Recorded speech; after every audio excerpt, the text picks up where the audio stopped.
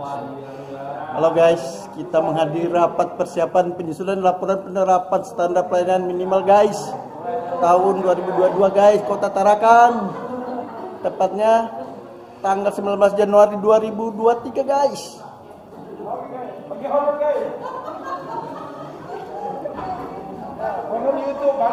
Ini guys, bos saya guys, Pak Asisten 1 guys. Pak Sekda, bos bapak kan? Bos juga. Mantap guys, mantap. Jengotnya. Ini langsung di grup ya koordinasi langsung aktif. Silakan guys. Silakan guys. Salam kita kayak di belakang dulu guys. Ya. Ini selesai dicoba baru kita mulai. Semangat guys. Hidup itu harus semangat. Jangan enggak, walaupun mau pensiun. Nggak ada urusan itu, pokoknya semangat tetap.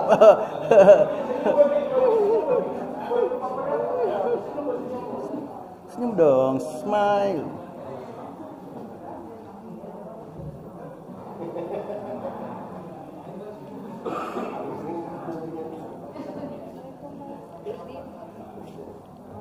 Hidup tuh harus semangat. Ya. Walaupun mau pensiun. Lagi dibayar SPM. Belum. Ini kepala dinas sosial guys. Ya, ini guys. Dalam urus BPJS ini guys. Urusan orang miskin. Nah, punya panggung keren Pak.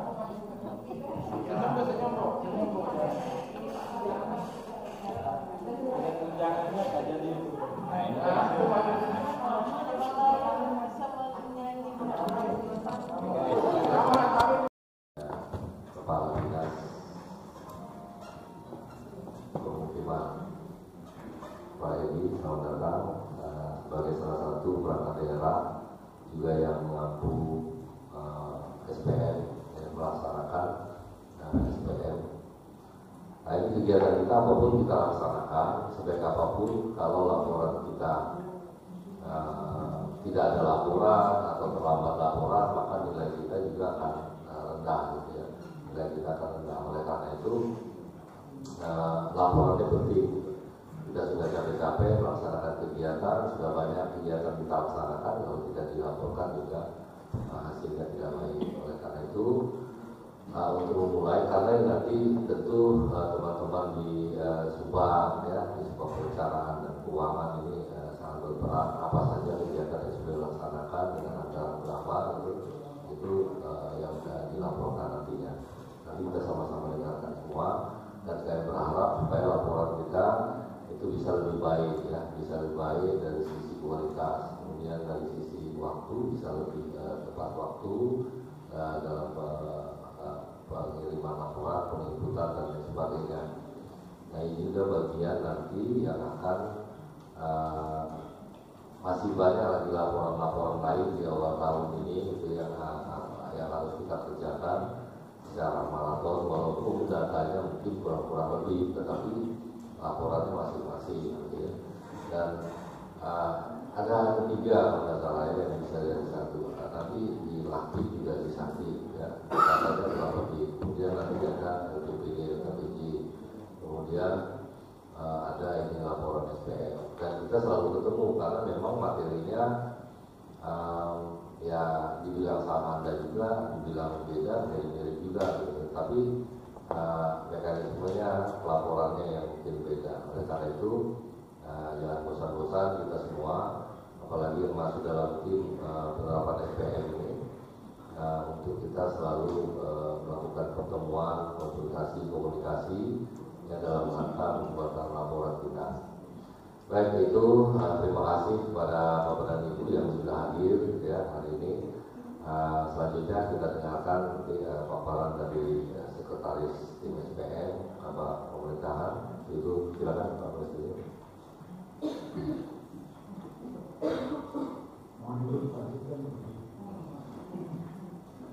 Bismillahirrahmanirrahim. Assalamualaikum warahmatullahi wabarakatuh.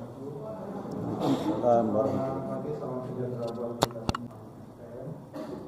Yang kami hormati Bapak Ibu Kepala Perangkat Daerah, Komando atau Pelaksana SPM, mulai dari yang ada langsung terima kasih Pak Kadis Sosial, Pak Kadis Proses Pemukiman dan Pertanahan, Pak Kadis Kominfo selaku seperti Kepala Pelaksana BPBD Kota Tangerang, yang kami hormati Bapak Ibu yang mewakili pelaksana SPM. Hadirin yang berbahagia, terima kasih atas kesempatan yang diberikan Pak Dirjen. Sebelum nanti memulai diskusi, kami menyampaikan beberapa hal, walaupun sebenarnya disampaikan ini Ibu Bapak secara umum sudah tahu. Yang pertama, bahwa standar pelayanan minimal ini dilaksanakan berdasarkan Undang-Undang Nomor 23 Tahun 2014 tentang Pemerintahan Daerah. Yang kedua, Peraturan Pemerintah Nomor 2 Tahun 2018 tentang standar pelayanan minimal. Yang ketiga, Peraturan Menteri Dalam Negeri Nomor 59 Tahun 2021 tentang penerapan standar pelayanan minimal. Walaupun di 5 kementerian lembaga Pak Dirjen juga ada mengeluarkan peraturan Menteri Teknis untuk penerapan SPM di bidang pendidikan, di bidang kesehatan, di bidang sosial, di bidang pekerjaan umum, di bidang penanggulangan bencana. BNPB itu mengeluarkan juga peraturan Menteri atau peraturan kepala lembaga yang mengatur tentang penerapan standar pelayanan minimal. Kemudian yang keempat, di kita ada keputusan Wali Kota Tangerang nomor 09 dan seterusnya tentang tim penerapan standar pelayanan minimal pemerintah Kota Tangerang. Di SK Ibu Bapak sudah beberapa kali menyampaikan karena kita sudah ada grup WA. Ketuanya tadi memang Pak Sekretaris Daerah sudah ditentukan di peraturan pemerintah dan di Permendagri. Wakilnya ini memang Kepala Bapeda dari seluruh Indonesia.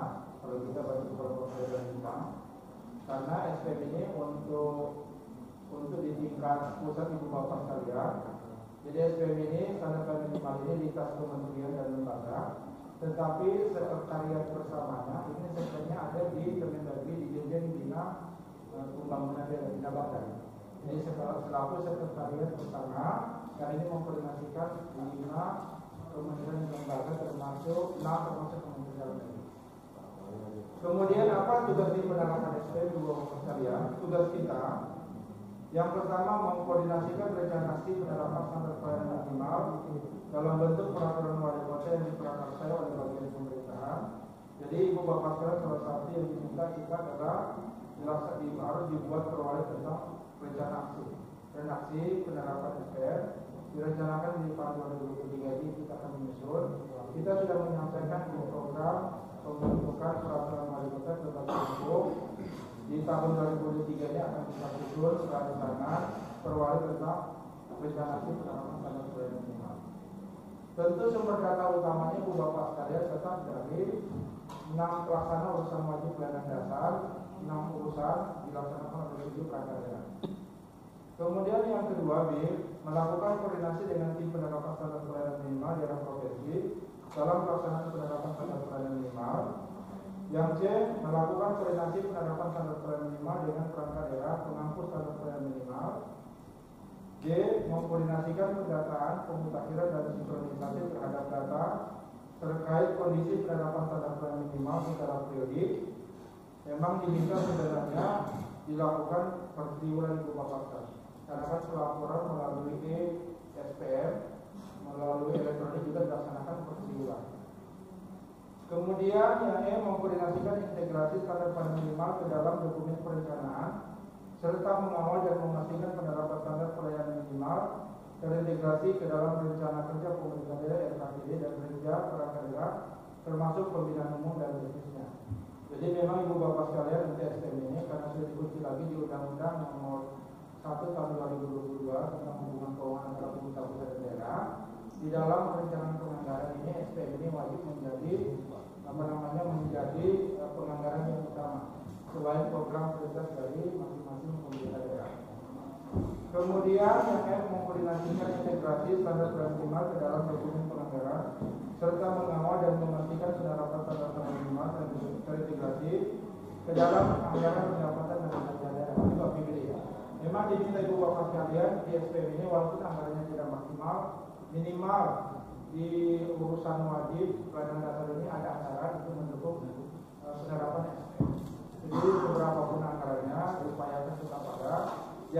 sampai nilainya 0.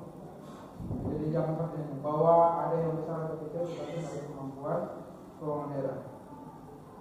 Kemudian yang G, mengkoordinasikan dan mengkonsolidasikan sumber pendanaan dalam pemenuhan penganggaran untuk penerapan standar pelayanan minimal daerah. Yang H, mengkoordinasikan perumusan strategi bisnis penerapan standar pelayanan minimal daerah. Selanjutnya mengkoordinasikan pemantauan dan evaluasi standar pelayanan minimal daerah. Untuk diketahui Bapak sekalian, SPM ini untuk pemantauan evaluasi atau monet ini dilaksanakan untuk SPM di kabupaten kota. Ini dilaksanakan oleh pemerintah provinsi melalui inspektorat provinsi, dan biasanya Pak Sekda seperti tahun 2022 tahun lalu ini dilaksanakan 2 kali.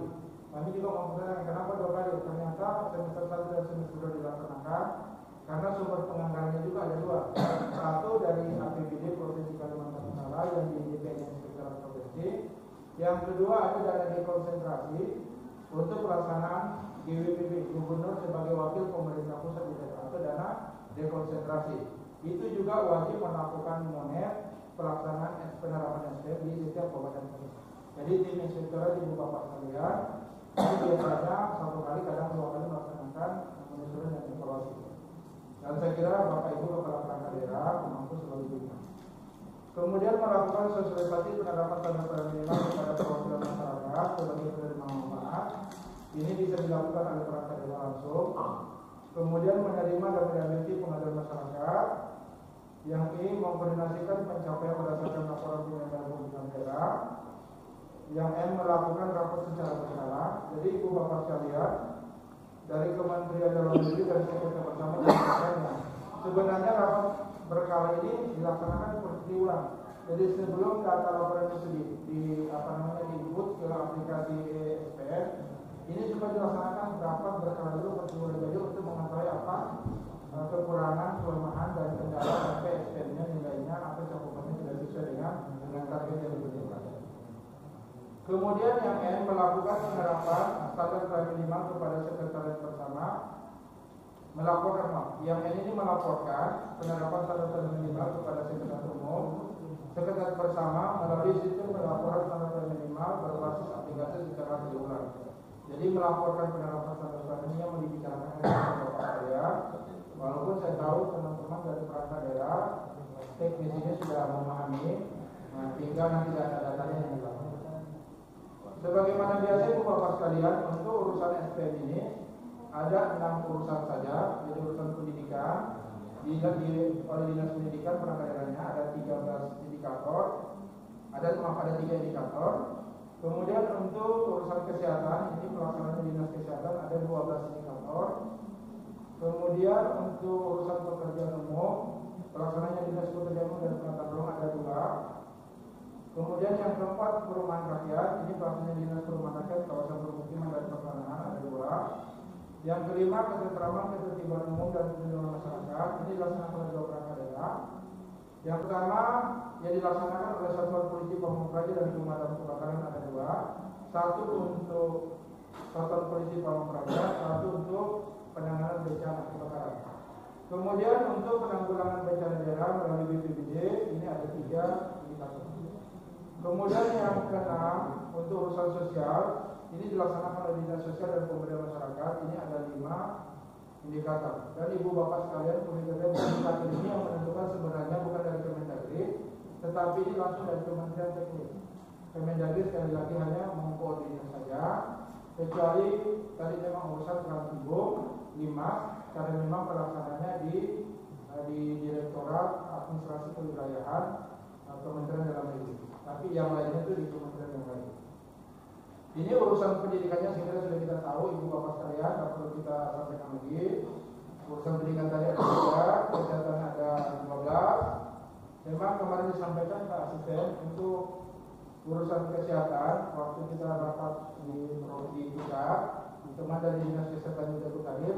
Memang targetnya itu yang agak tinggi karena target ini yang menentukan langsung dari Kementerian Kesehatan, Pak. Jadi Kemendagri menyampaikan juga target ini bukan daerah yang menentukan, bukan juga Kemendagri, tapi dari Kementerian Teknis yang menentukan targetnya harus sekian. Jadi dan memang tidak gampang daerah yang kaya saja kayak misalnya DKI Jakarta tidak bisa juga memenuhi 100% untuk target di bidang kesehatan karena terlalu tinggi targetnya. Kemudian di urusan pekerjaan umum ada 2, Permendagri tadi ada 2, Peran Timur sekali lagi ada 5, terbagi 2 di Satpol PP, Pemadam Kebakaran, 3 di BPBD. Kemudian sosial ini cukup banyak, tadi ada 5. Dan ibu bapak sekalian, seluruh indikator di 6 urusan ini juga secara otomatis masuk di indikator kinerja kunci IKK, indikator kinerja kunci IKK di LPPD. Jadi seluruhnya masuk, bahkan ada tambahan di LPPD tambah lagi. Kemudian ibu bapak sekalian, kami sampaikan sekali lagi bahwa untuk pelaporan penerapan SPM ini hampir sama dengan LPPD, jadi dilaksanakan fasilitas melalui 2. Yang pertama melalui aplikasi ESPM. Jadi setiap perangkat daerah pengampu SPM wajib melaporkan capaian realisasi penerapan SPM per triwulan pada aplikasi pelaporan SPM Kemendagri. Username-nya juga sudah ada. Dan untuk SPM ini Pak Asisten, Bapak Ibu sekalian, yang menginput ini melalui aplikasi SPM ini adalah langsung dari perangkat daerah. Jadi bukan melalui sekretariat tim penerapan SPM di bagian pemerintahan, tetapi langsung dari adminnya, langsung dari bagian dari dinas masing-masing. Karena ini memang petunjuk tekniknya dari Kemendagri seperti ini. Termasuk Pak Asisten ada hubungannya untuk LPPD mulai tahun ini juga 2020 untuk pelaporan LPPD 2022. Ini juga sama. Jadi LPPD kalau kemarin yang menginput ke aplikasi SI, LPPD adalah sekretariat di bagian pemerintahan. Mulai tahun pelaporan untuk LPPD 2022 itu juga yang menginput adalah petugas Kasubag Perencanaan dan Keuangan atau admin dari seluruh perangkat daerah kabupaten. Nah, memang untuk ini karena ini hal yang baru akan dilakukan bidek khusus untuk Kasubag Perencanaan dan Keuangan dan adminnya direncanakan dari Rabu minggu depan untuk LPPD. Nah, saya kira kalau teman-teman di admin di SPM ini kalau sudah biasa yang 6 urusan wajib berdasar ini saya kira lebih mudah karena sudah terbiasa walaupun aplikasinya berbeda. Karena ESPM ini yang membuat adalah Bina Bangga, kemudian LPPD yang membuat adalah Unit Kementerian. Selain pelaporan melalui aplikasi Bu Bapak sekalian, ini juga bersama dengan LPPD juga dibuat laporan penerapan SPM dalam bentuk narasi verbal. Jadi double Pak. Jadi SPM ini sudah masuk di bab 4 di LPPD dalam bentuk bab verbal. Ternyata di Bina Bangga kita diminta juga membuat laporan juga secara bab verbal. Ya. Jadi laporan bab ini hasil rekap capaian realisasi penerapan SPM dalam selama 1 tahun diberikan ke bagian pemerintah untuk selanjutnya disusun menjadi laporan penerapan SPM tahunan yang akan disampaikan sama ke pemerintah provinsi dan Kementerian Dalam Negeri sama dengan LPPD, LKPD. Ini juga disampaikan pada lambat 31 Maret 2023. Jadi Bu Bapak sekalian sama, jadi semua diminta pada lambat akhir Maret ini sudah disampaikan ke Kemendagri dan ke pemerintah provinsi Kalimantan Barat. Untuk diketahui Bu Bapak sekalian, untuk sistematika laporan penerapan SPM yang berbentuk bab per bab atau narasi, ini yang menyusunnya adalah yang menyusunnya dari sekretariat tim penerapan SPM di bagian pemerintahan. Tetapi sumber data utamanya tetap dari 7 perangkat daerah pengampu SPM. Itu baik. Jadi yang menerima laporannya memang untuk SPM ini Bu Bapaknya tidak sama dengan LPPD, kita menggunakan tim ahli. Untuk SPM ini tidak menggunakan tim ahli. Jadi betul-betul dikerjakan sendiri oleh sekretariat tim penerapan SPM di bagian pemerintahan. Tapi sekali lagi sumber datanya yang utama tetap dari Bapak Ibu pengampu SPM. Jadi sistematika laporannya yang pertama kata pengantar dan polisi bab 1 pendahuluan, ada latar belakang, ada dasar hukum, ada kebijakan umum dan arah kebijakan. Kemudian di bab 2 jenis pelayanan dasar SPM, mulai dari urusan pendidikan, kesehatan, pekerjaan umum, urusan perumahan rakyat, terutama dan urusan sosial. Kemudian di bab 3-nya ini penerapan dan pencapaian standar pelayanan minimal. Nanti perlu urusan Ibu Bapak sekalian. Jadi misalnya urusan pendidikan itu akan dijabarkan jenis pelajaran dasarnya apa. Kemudian target pencapaian SPM oleh daerah, realisasinya, kemudian alokasi anggarannya berapa. kemudian dukungan personilnya, dan permasalahan dan solusinya apa. Ini di bab 3 ini dijabarkan selanjutnya sama di urusan kesehatan, pekerjaan perumahan, tribun sosial, sampai ke 37 program dan kegiatan yang urusan wajib dasar tadi dijabarkan. Kemudian nanti di bab 4 adalah penutup. Nah, untuk ibu bapak sekalian ketahui, Pak Sekretariat akan melaporkan laporan penerapan SPM dalam bentuk narasi ibu bapak sekalian ini akan masuk di bab 3, akan masuk di bab 4 laporan SPM. Jadi laporan SPM yang disusun ini akan otomatis menjadi menjadi bab 4 di laporan